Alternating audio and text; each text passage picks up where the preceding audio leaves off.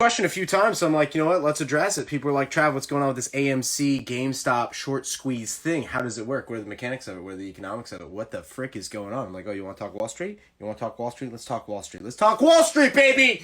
Gonna head up to the office there. Short squeeze video, because I've had a lot of good questions on Instagram. If you guys are not following me on Instagram, I DM pretty much with everybody. I try to get back to everybody in the DM, so it's a great way. I love seeing the comments here. Please like and subscribe. It helps a lot with the algorithm here. Send this to as many people as possible. And it gives me feedback, so I know, what topics people are interested in. The Reddit short squeezes are fascinating. People have asked me, how does a short squeeze work? The 30-second version is, you buy a stock, you borrow it from somebody who owns it, a brokerage house. They own a bunch of them. You borrow the stock, let's say it's selling for 10 bucks. You sell the stock, thinking and hoping that the stock will go down in price, maybe say $2, and you can rebuy it.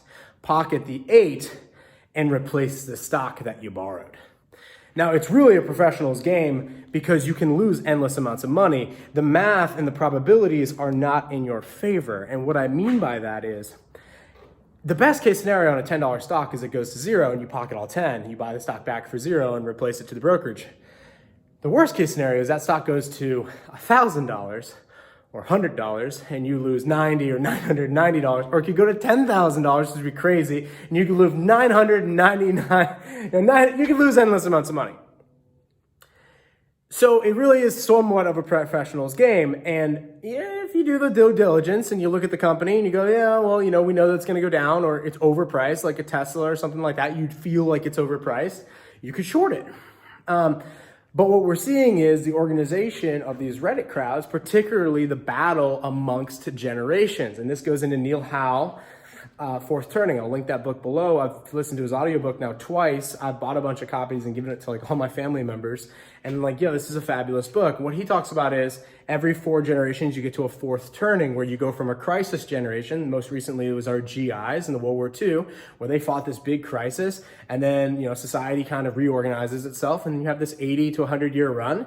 And then the same thing happens over and over again. And so what we're at is we're seeing the battle between the baby boomers and the Gen Xers in the form of these hedge funds. And I want to preference that the root cause of this is the Federal Reserve. The Federal Reserve makes all of this possible. They print endless amounts of money. Hedge funds have lots of access to it. And then hedge funds go and play these casino games with everybody's pensions, retirements, stock brokerages accounts. And when things go against them, they just change the rules. They just change the rules. Like when things go against Robinhood, they just lock Robinhood. They're like, oh, sorry, no more buying and selling.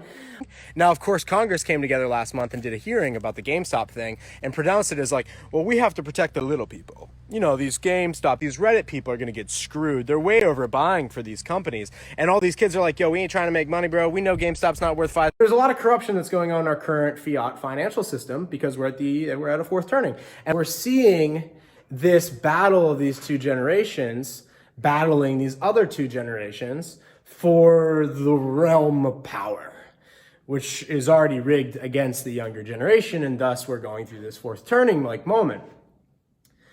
But what happened here with the AMC and GameStop and other meme-like stocks is that these hedge funds, who are unbelievably arrogant to be shorting a stock in this type of environment, have failed to realize that these individuals are organizing online and thus organizing against them, and blame them for the failings of '08. These guys on Reddit, and you should get on there and get in these forums and look at the comments. And this is why it's important to be in the Reddit forums. And you go through the comments, I was like, yo, okay, this is gonna go fire. These kids don't care about money. These kids blame these hedge fund managers for '08, and they blame hedgies for the carnage of '08. What they don't realize is we never fixed '08. We punted '08. So what they see is their families lost their homes. They lost their businesses. Their dads lost jobs. That's what they see, the carnage. But they see these hedge funds and they see how wealthy these hedge fund managers have gotten over the last decade, because all we did to fix '08 was quantitative easing, which is when the root cause of it is the Fed. But they blame these hedge funds who got enormously wealthy after '08. Fancy word to say counterfeiting. We print money or currency. We then give it to hedge funds like BlackRock, and then they buy assets for quantitative easing. And basically they get rich on the printing press, and where the Fed prints endless amounts of currency units and gives it out to individuals like BlackRock, and then BlackRock goes and buys things with it, while the individual and the small guy basically sees his wages flat and his goods and services going up in price and his purchasing power diminishing.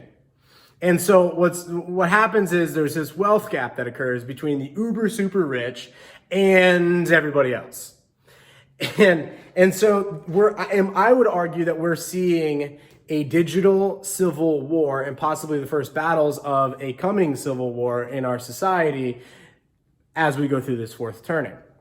What I mean by that is, if you look at how things are organizing and how things are setting themselves up in these events, you can see clearly that there are two sides, that there are the haves and the have-nots, and that the have-nots are reaching a certain age and a certain sophistication where they realize that there's a problem with the system and that it needs to change, and thus the rise of crypto.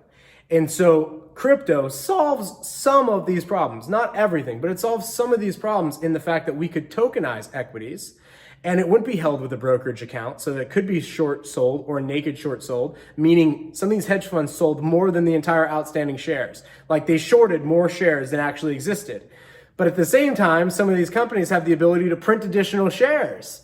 And that's what the Reddit guys are going to find out, is that yes, AMC can print unlimited shares, so can GameStop, so can pretty much any company. They can just print shares and sell them to the market, or they can raise their stock price by getting debt and then buying back to shares and making the shares look like they're going up when the balance sheet's getting worse and worse. The crypto tokenization changes some of this, and it allows the individual to actually take ownership of that asset and also share an asset, maybe like a large house or a property, where one individual now can purchase this. Maybe I could create a partnership and purchase this. But if I could tokenize this, well, I could share this amongst 50 individuals and everybody could have access to it for 1 week of the year or something like that. Like, I could timeshare and tokenize it. Basically, I could take the cost of a property that might cost $500,000 or $700,000, and I could divide it out to where everyone could purchase it for $7,000 or $500,000 and have access to something that would grow in value. That they just simply don't have access to now. So we're seeing the changing of the guard in our current financial system. At the same time, we're seeing our elites organizing, and they're organizing against the individuals, the smaller people in particular.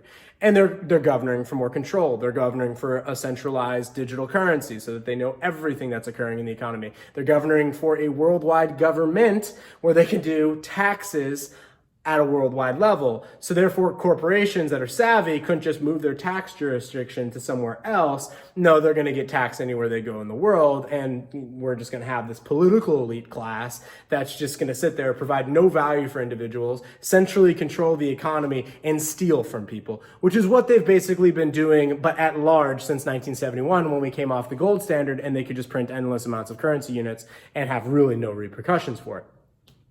I would argue that this Reddit short squeeze is the beginnings of a financial civil war, and there are other wars occurring. We're seeing it in media. We're seeing it in decentralized media. Things like Odyssey are popping up on the scene.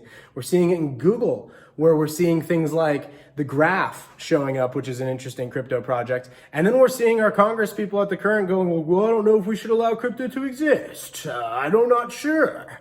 And so we're approaching this peak climax-like event in our fourth turning that could be maybe more gnarly than anyone alive has ever seen before, because our last crisis generation that went and fought the Germans is now no longer with us. And our new crisis hero generation, according to the fourth turning, would be the millennials. And the millennials' first battle has been against these hedge funds.